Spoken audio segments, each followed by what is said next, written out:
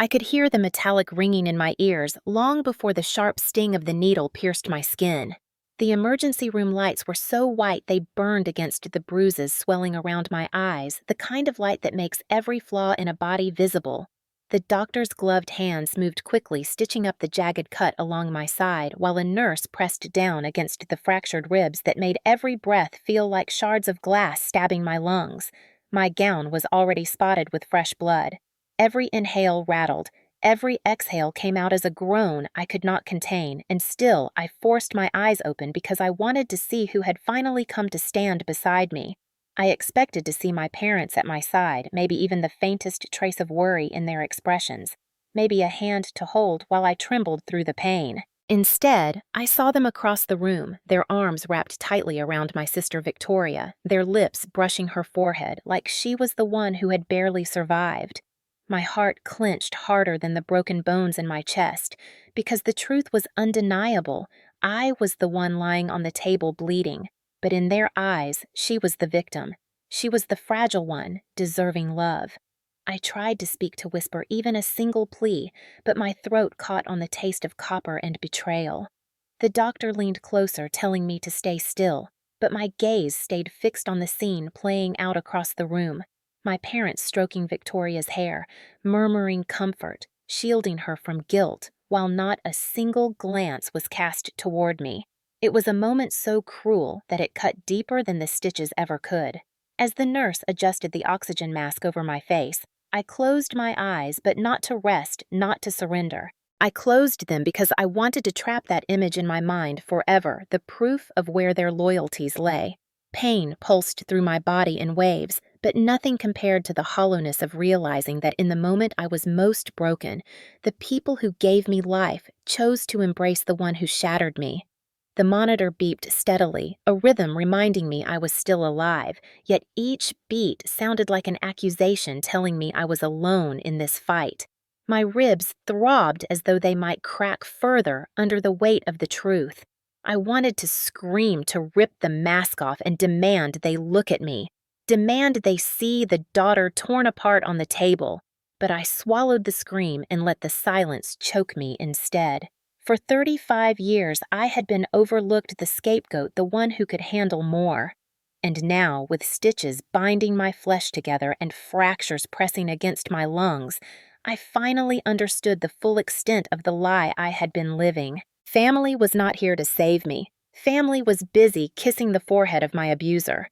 The realization settled into me like the sutures pulling skin, closed, permanent, undeniable. If I survived this night, I would never forget the way they chose her over me. I was broken, yes, but in that break, something sharp and unyielding was born. The memory of how I even reached the emergency room still claws at me. I remember clutching my ribs with one hand and my phone with the other, desperate enough to dial the one number I had sworn I would never call again. When my mother Linda's voice answered calm and casual as if I had interrupted her evening tea, I could barely form words through the pain. I told her Victoria had attacked me, that I was hurt, that I needed someone, anyone. There was a pause, a long inhale, and then her reply came soft and sharp at the same time. "Don't exaggerate," she said. "Your sister lost control for a second. Don't ruin her life over this." My body curled in on itself in the back of the ambulance, but her words cut far deeper than the broken ribs. I wanted her to hear my ragged breathing, the way every syllable came out in gasps, but she only sighed as though I was overreacting once again. I tried my father Thomas' next pressing call with shaking fingers while the siren wailed overhead. He picked up, his voice heavy with irritation, not concern.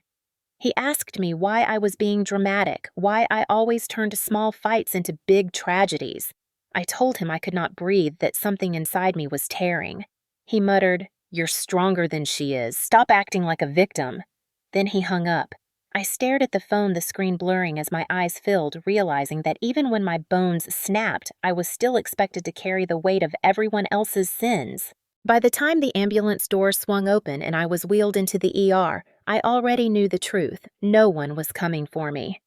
The paramedics asked if my family was on their way, and I wanted to laugh, wanted to spit out the bitter truth that my family was probably busy wiping tears from Victoria's face, convincing her she had done nothing wrong. but the laugh never came. Instead, I whispered, "Probably not," and let them push me into the blinding light of the trauma bay. The doctor leaned over me asking who to call for consent, who to update on my condition. I could not bring myself to give them a name. My body trembled under the weight of my own isolation, and still I thought maybe, just maybe, they would surprise me. But when the door opened, it was not the rush of parents to their child's side. It was them. Yes, but their arms were already occupied. They clung to Victoria, stroking her hair, whispering that it was not her fault that I was always too sensitive. The nurse beside me looked puzzled, her brows drawn tight. "Isn't that your family?" she asked softly, as if she could not reconcile the scene of a bleeding woman abandoned while her abuser was cradled. I nodded once, too ashamed to explain that this was not new, that this was the natural order in our family. Victoria shatters and they rush to mend her. I shatter and they tell me to stop being dramatic. As the oxygen mask hissed and the needle pierced my vein, I thought back to all the times I had reached for them before. The night of my high school recital, when I searched the crowd and found only empty seats because Victoria had a headache. The day I got my scholarship, when they told me not to brag because it would make my sister feel small. The years I signed papers I could not afford, so Victoria could keep her house. Every time I had swallowed my pain in silence, hoping one day they would notice the cracks forming in me. But tonight was the culmination. My ribs were broken, my skin split, my lungs struggling, and still their comfort was reserved for her. The doctor pressed down hard, telling me to stay conscious, but it was not his words keeping me awake. It was the image of my parents brushing their lips against Victoria's forehead while I bled. I wanted to scream loud enough to drown out the machines, the sirens, the whispers. I wanted to demand they look at me, really look at the daughter crumbling before them.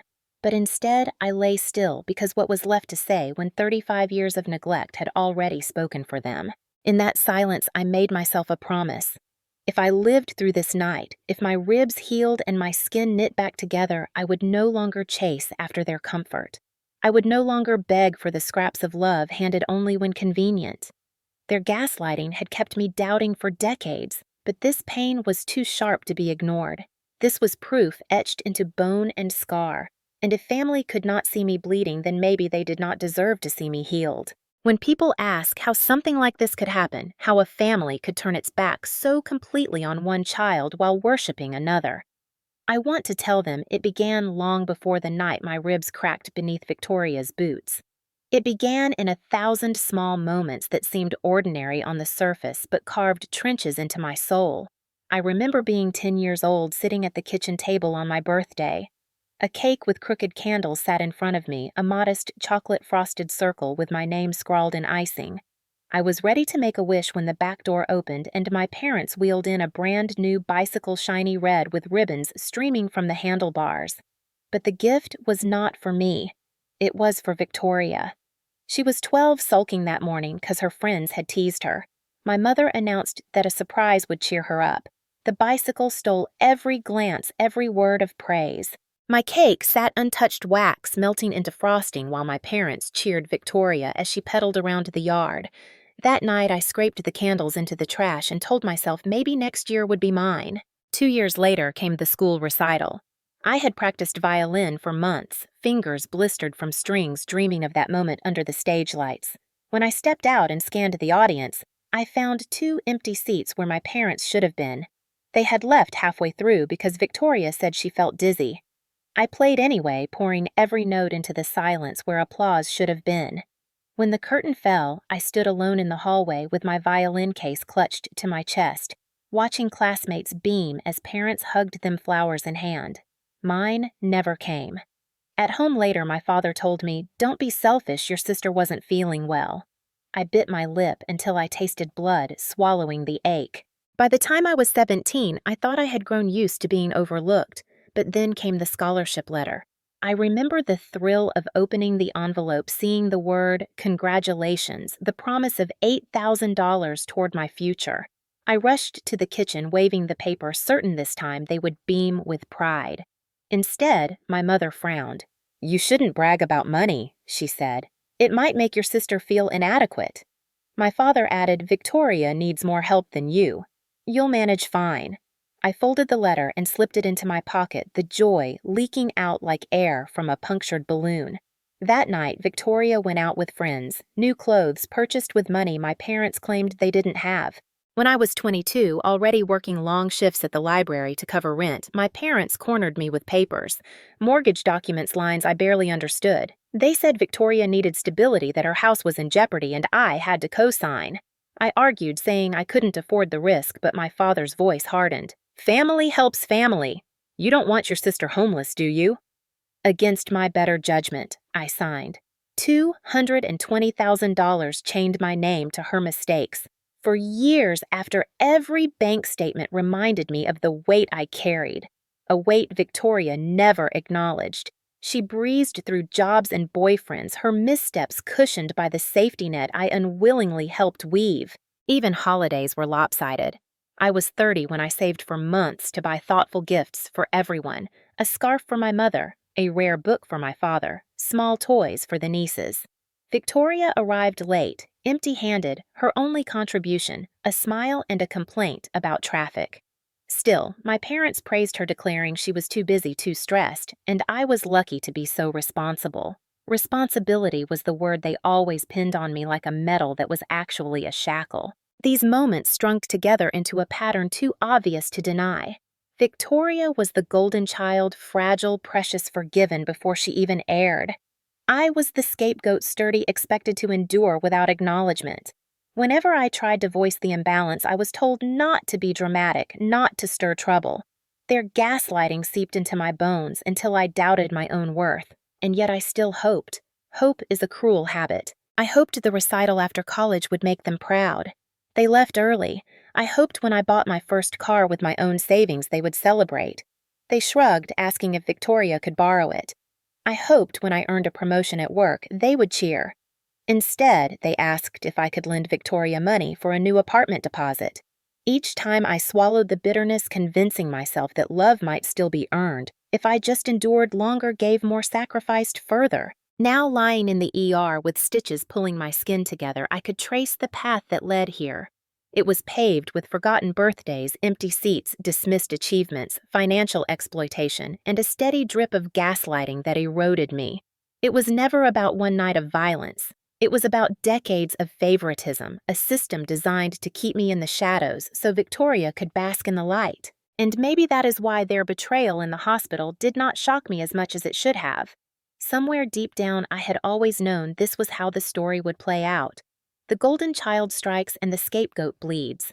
The golden child weeps and the parents rush to comfort. The scapegoat cries out and the parents whisper, "Don't exaggerate." This was not new. This was the culmination. Still knowing it did not dull the sting. It sharpened it, etched it into memory with every painful inhale.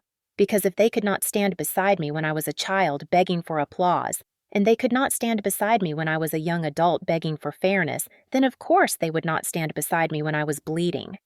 But the difference now was that I was no longer a child. I was a grown woman, and the injustice was no longer something I would accept in silence. It happened on a Saturday evening, one of those forced family weekends where I told myself maybe this time would be different. The table was set with roast chicken and glasses of cheap wine, my father carving with exaggerated precision, while my mother fussed over Victoria's hair. I had brought a stack of papers with me, bills that kept piling up, proof that the mortgage I had co-signed was drowning me. I told myself I would be calm, I would be firm, I would finally say no. When the plates were cleared and the air hung heavy with the smell of grease and lemon cleanser, I set the papers down in front of them. I cannot co-sign another loan, I said. I am already barely managing my share.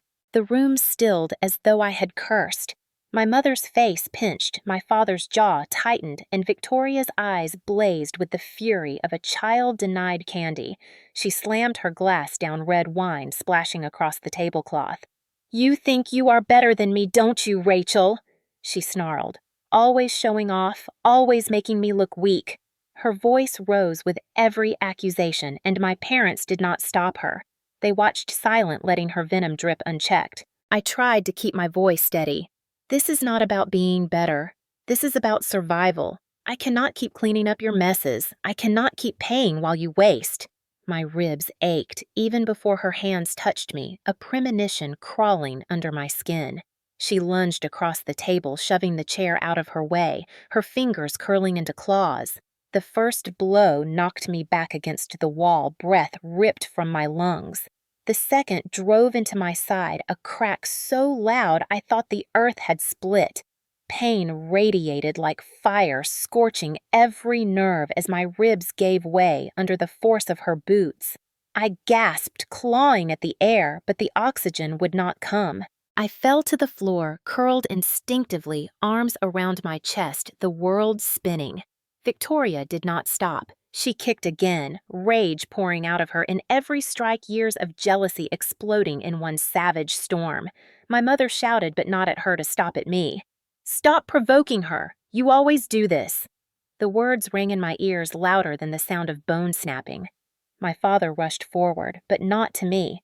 He caught Victoria by the shoulders, pulling her close, murmuring, "It's okay, baby, we know you didn't mean it." I could not speak, could not scream, could only wheeze through the fragments of breath that remained. Every inhale stabbed like knives, every exhale rattled with blood. I thought, this is it. This is how I die. On the kitchen floor of the house, I helped save, beaten down by the sister I helped support with my parents, shielding her like she was the fragile one. It might have ended there, if not for the neighbors. A crash of glass, as one of Victoria's wild swings shattered a vase, had echoed through the thin walls, and Mr. Johnson next door called 911. I remember the blur of sirens, the shuffle of boots, the blur of uniformed officers pulling Victoria away as she wailed that I had provoked her.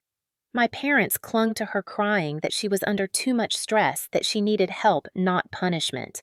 And me, their other daughter, was left gasping on the linoleum chest, caving in with every breath. The paramedics lifted me, straps digging into bruised skin, the stretcher creaking under my trembling weight. I caught one last glimpse before the ambulance doors closed. My mother's arms wrapped around Victoria, her lips pressed against her forehead. My father's hand rubbing her back in soothing circles. Not one step taken toward me. Not one hand extended. Inside the ambulance, pain and betrayal fused into something darker, something unshakable. I realized that night was not an accident, not an eruption out of nowhere. It was the inevitable conclusion of a lifetime of favoritism, gaslighting, and neglect. And as the siren wailed, drowning my shallow breaths, I made another promise to myself. If I survived, I would not let them bury this under excuses. I would not let them rewrite this as my fault.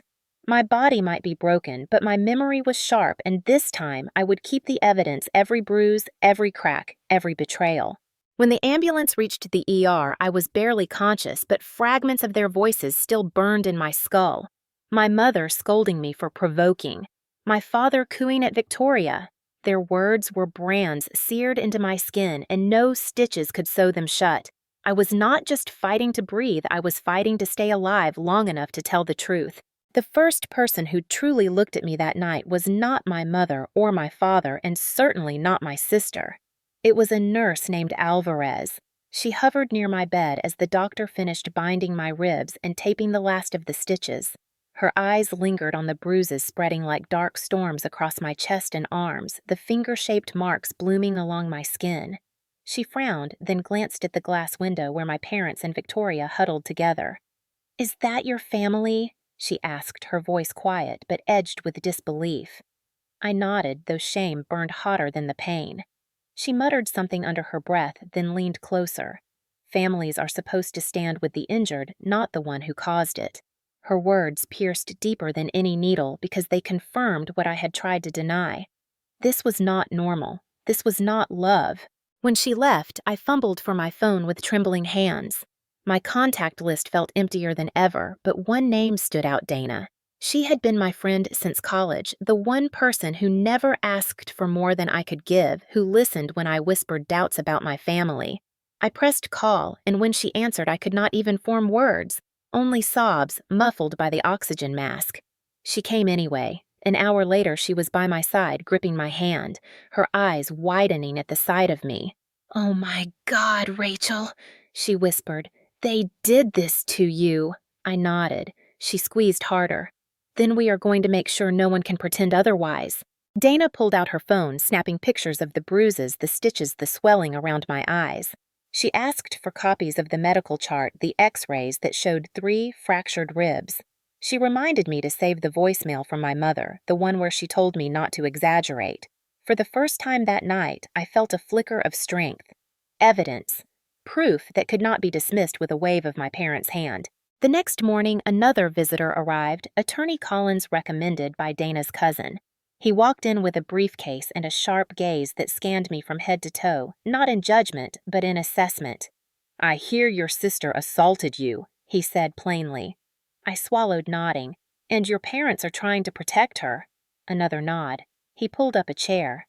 "Then here is what we do. We gather every shred of evidence. Medical reports, photographs, witness statements, financial documents. We build a wall so high their excuses cannot climb it." His voice was steady, his words practical, and yet to me they sounded like lifelines.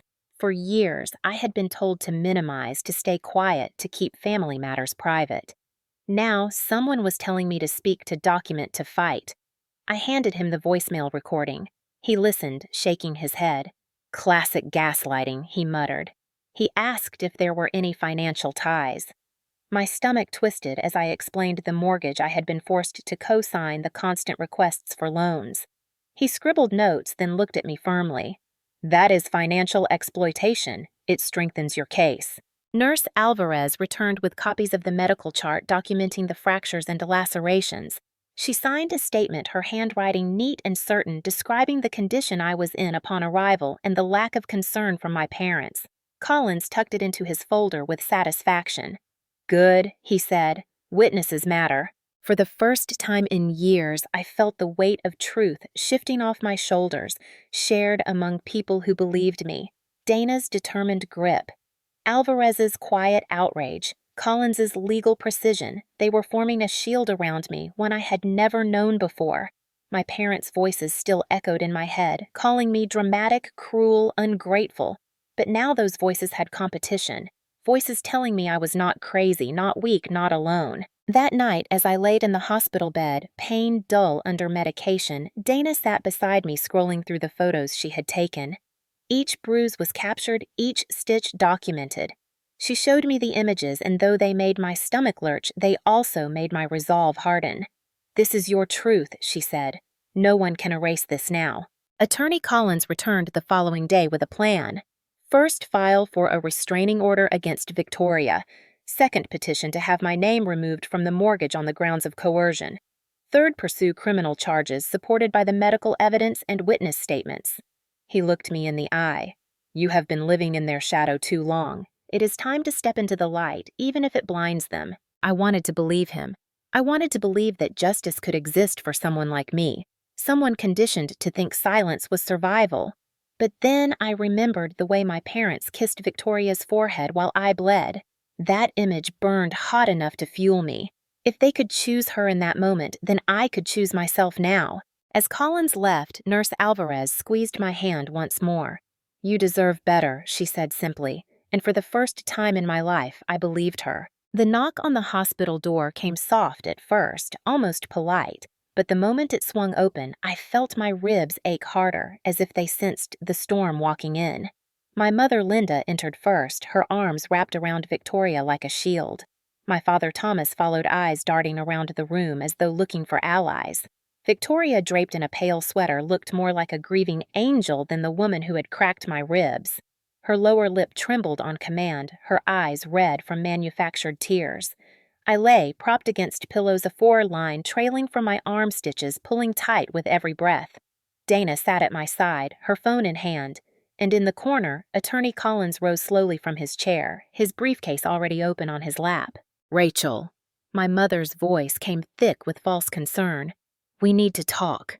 Her eyes did not linger on the bruises climbing my face, nor the bandages wrapped around my torso. They went straight to Victoria, stroking her hair, as though she might collapse without constant affection. I clenched my jaw, waiting. "You know your sister didn't mean it," Thomas said, his voice low, rehearsed. "She was upset. She was under pressure." "You shouldn't press charges. It would ruin her life." I almost laughed, but the pain in my ribs made even a chuckle dangerous. "Ruin her life." I repeated each word a shard of glass. She broke 3 of my ribs. She nearly stopped me from breathing. She ruined mine. Victoria sniffled, leaning into our mother's embrace. You provoked me, Rachel.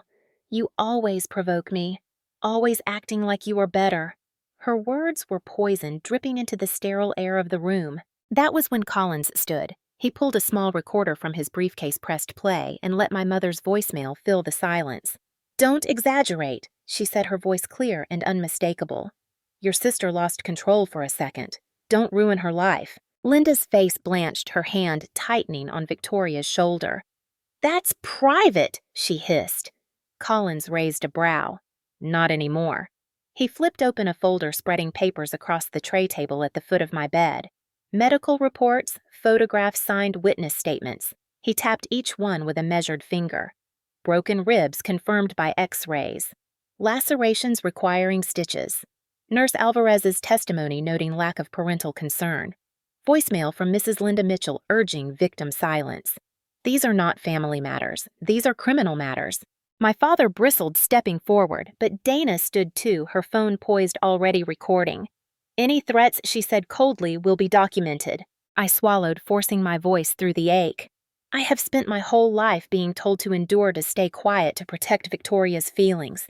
No more. I may be broken, but I am not yours to break anymore. Victoria's face twisted, the angel mask slipping. She spat. You're pathetic. Without us, you have nothing. That was when Collins leaned closer, his voice precise. On the contrary, she now has the law. He slid another paper forward. Petition to remove her from the mortgage she was coerced into signing. Effective immediately, she will no longer carry your debts. The color drained from my father's face. Linda sputtered, This is betrayal. Collins's gaze was ice. No, ma'am, this is accountability. The room buzzed with tension, the kind that makes the air heavy. Victoria clung tighter to my mother, whispering, Make them stop. But I did not flinch. For the first time, I let the silence settle on them, not on me. The burden was no longer mine to carry. Finally, my father's voice cracked a mix of anger and desperation. You'll tear this family apart. My answer came steady. This family was torn the moment you kissed her forehead while I was bleeding on the floor. The words hung like a verdict, undeniable, irreversible. Collins gathered the papers calmly, sliding them back into his case. He looked at me, his expression softening. We're ready, he said simply. Then he turned to them. Leave now. Any further contact outside legal channels will be considered harassment. For a moment, no one moved. Then my mother guided Victoria toward the door, her glare sharp enough to wound. My father lingered a second longer, eyes flickering between me and the folder under Collins's arm. Then he too followed. The door clicked shut, and the weight in my chest eased, though the pain in my ribs still flared. Dana let out a breath she had been holding, lowering her phone. You did it, she whispered. You finally stood up. I nodded, tears burning my eyes, but these were not the tears of a scapegoat. They were the tears of someone who had finally refused to be broken. The confrontation in the hospital should have been the end, but instead it was the spark. Within 24 hours, my phone lit up with notifications, messages pouring in from cousins, co-workers, even distant acquaintances. At first, I thought someone had shared the truth, but when I opened the screen, my stomach dropped. Victoria had posted a long message on Facebook written in trembling tones that painted her as the wounded sister. Please pray for me, it began. My sister is unstable. She's attacking me legally because I've always been the one Mom and Dad loved. I never wanted to hurt her, but she's trying to destroy our family. The comments came fast and vicious. Poor Victoria, stay strong. Some even tagged me directly asking how I could be so cruel, why I would try to ruin my own sister's life. Every word was a knife twisting deeper, because this was what my parents wanted all along, to rewrite the story to make me the villain. My mother Linda shared the post, adding her own poisonous note. Rachel has always been difficult. We love her, but she's making terrible choices. Pray that she finds peace. My father chimed in a short but heavy line. Family matters should stay private. This is shameful. I sat in my hospital bed scrolling through the comments, feeling my heart race against the bandages. The weight of decades of gaslighting pressed hard. Maybe they're right, the old voice whispered. Maybe I am dramatic.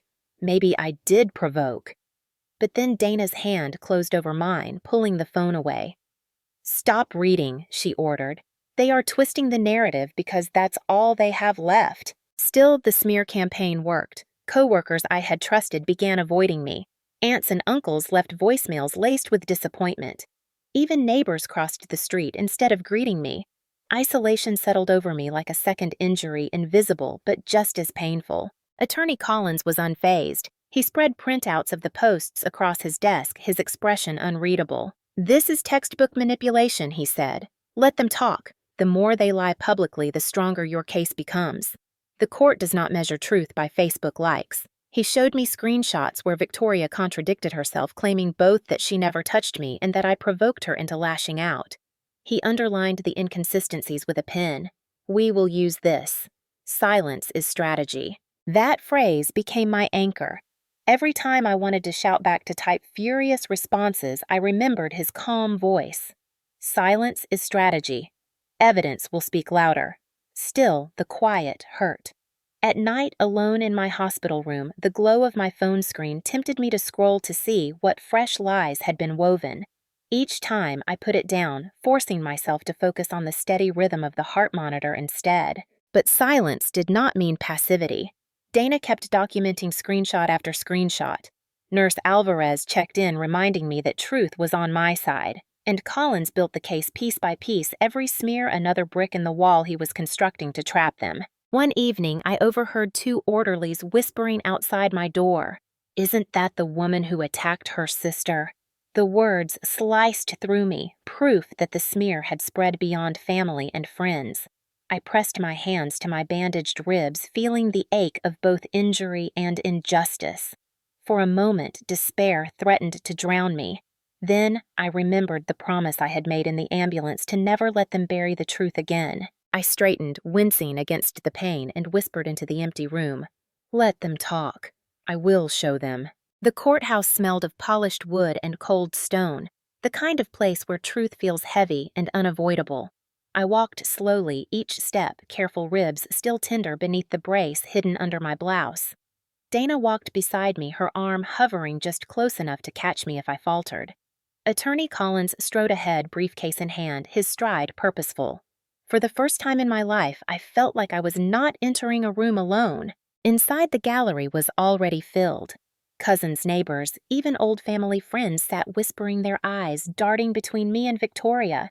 She entered moments later, flanked by my parents. She wore pale colors again, hair styled into soft curls, makeup carefully applied to make her look fragile. Linda rubbed her back. Thomas whispered encouragement, and Victoria leaned into their comfort like she was the one on trial for surviving. My chest tightened, but I forced myself to keep my gaze steady. The judge entered, commanding silence. The proceedings began with the prosecution laying out the charges: aggravated assault resulting in serious bodily injury. The words echoed in the chamber, and for a moment I thought I might collapse under their weight. But then Collins stood unfolding his case piece by piece. He displayed the x-rays showing fractured ribs, the medical report detailing stitches and contusions, the photographs Dana had taken of every bruise. He played the voicemail from my mother, her voice urging me not to exaggerate.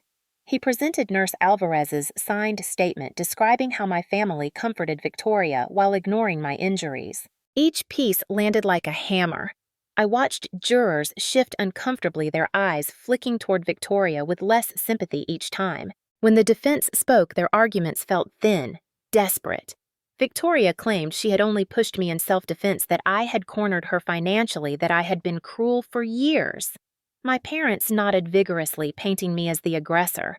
But then Collins rose for cross-examination. His voice was calm, precise, lethal. Ms. Victoria Mitchell, he said you testified that you only pushed your sister once. She nodded. Collins clicked a remote, and photographs of my torso filled the screen, deep purple bruises spreading like wildfire. He tapped them with his pen. Does this look like one push? Victoria stammered, eyes darting to my parents. He played a clip from her social media, the post where she claimed she had never touched me. Then he held up another screenshot where she admitted she had lashed out because I provoked her. The contradictions piled higher and the jury's faces hardened. When my turn came to testify, my hands trembled as I swore to tell the truth. But as I described the night, the wine spilling the blows raining down the snap of bone, the suffocating silence of my parents' comfort toward her, I felt something shift. My voice steadied. I looked directly at the jurors and said I was left bleeding on the floor while my parents kissed my sister's forehead. That is the truth. The room went silent except for the scratching of pens. Closing arguments sealed it. Collins stood tall, his voice ringing clear. This is not a story of a single fight between sisters. This is a story of years of exploitation, gaslighting, and favoritism culminating in violence. The evidence is undeniable. The law does not bend for family. It stands for justice. The jury deliberated for only 2 hours. When they returned, the verdict was read guilty of aggravated assault. Victoria's face crumpled, a mask of innocence shattering into rage. My mother gasped, clutching her chest. My father muttered that the system was rigged, but the judge's voice cut through their protests.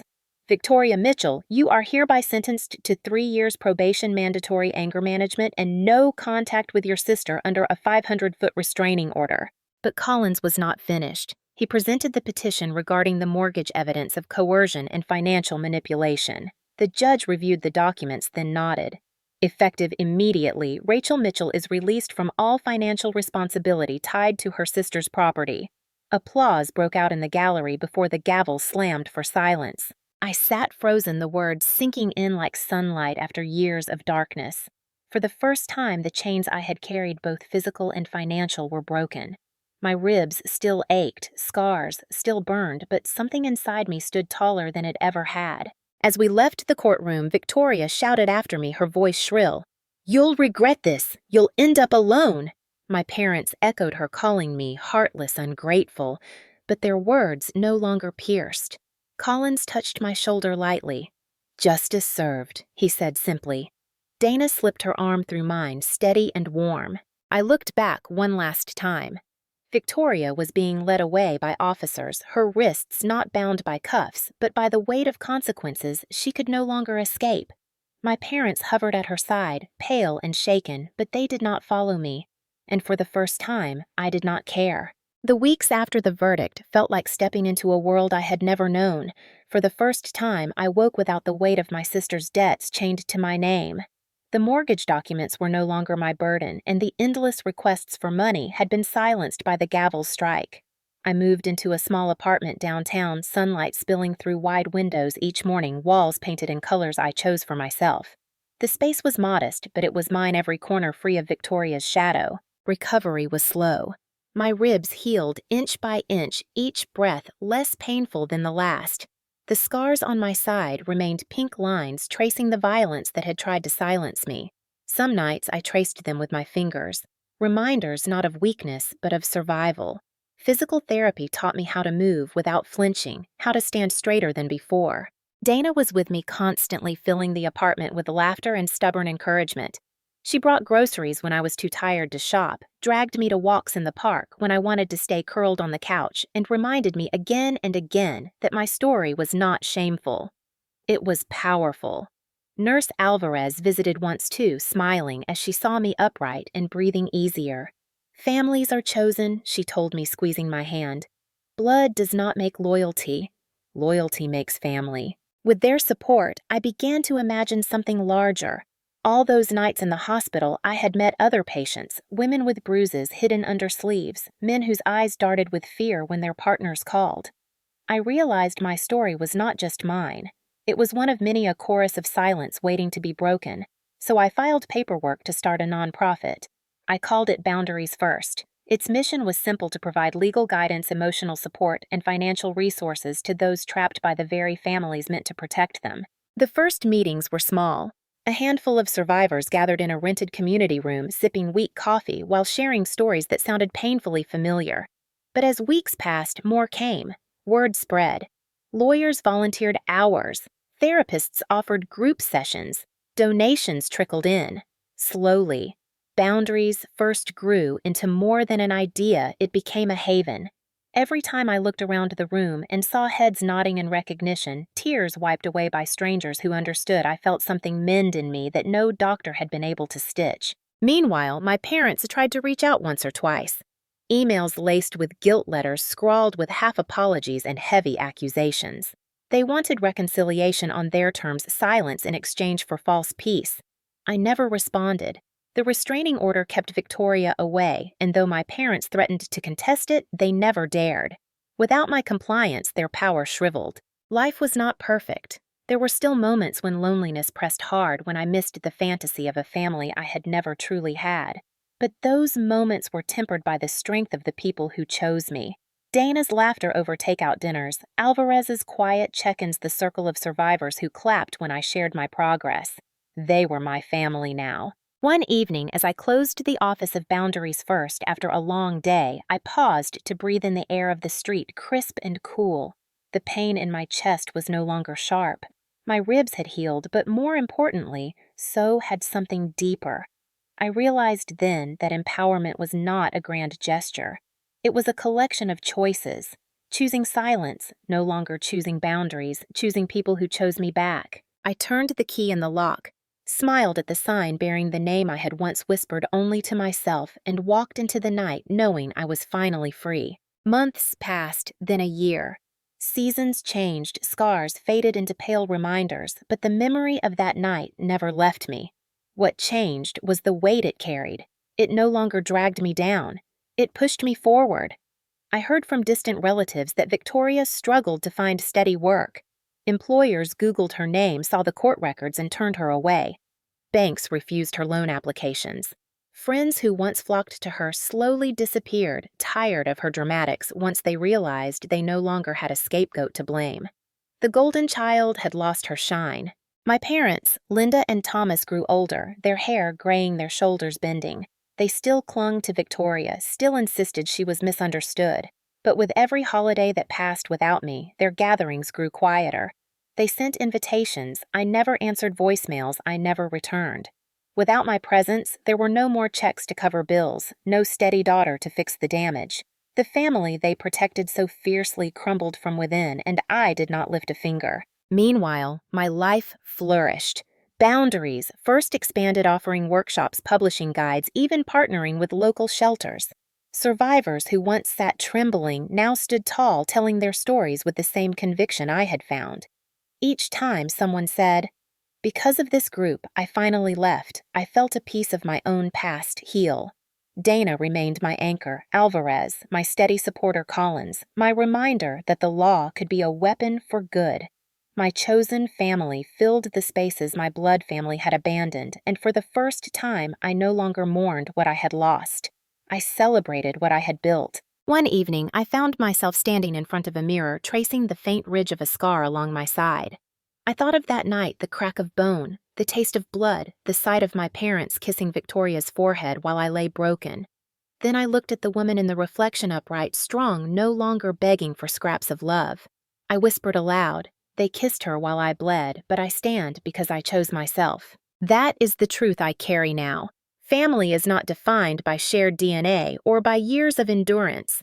Family is the people who hold your hand when you shake, who speak truth when others smear lies, who stitch together not just your wounds, but your spirit. Blood broke me. Choice healed me. And if you are listening to this, if you have ever felt like the scapegoat in your own story, know this. You are not alone. You are not dramatic. You are not unlovable. You are stronger than the lies told about you. Justice can be won. Healing is possible. I am Rachel. I survived, I rebuilt, and I am free. Tell me where you are watching from. And if my story resonates, write 3 words in the comments: "I see you."